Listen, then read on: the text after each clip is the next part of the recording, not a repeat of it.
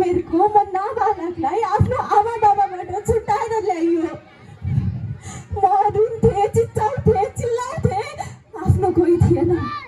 तर मेरो आँसु, मेरो रोदन, मेरो बालापन, मेरो बाल्यपन सबै सबै सबै सबै पलहरू सम्झिन्थे म। मलाई धेरै समय लाग्यो आफ्नो यस अस्तित्वलाई बिर्सेर आफूलाई कुमारी देवी ठान्न। हरेक बिहान कुमारीको पहिरनमा मुकुट लगाएर, गाजल लगाएर, टीका लगाएर, अलो लगाएर मेरो पूजा गरिन्थ्यो। हरेक इन्द्र जात्रामा मेरो एक दर्शनको लागि भिड लाग्थ्यो।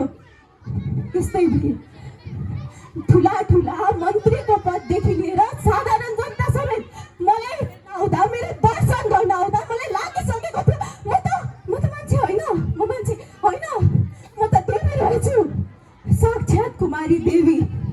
तर समय बित्न धेरै लागेन।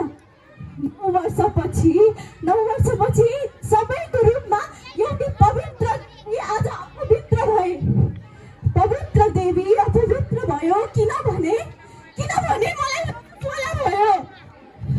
मलाई रजस्वला भयो अनि म पवित्र देवी अपवित्र भए।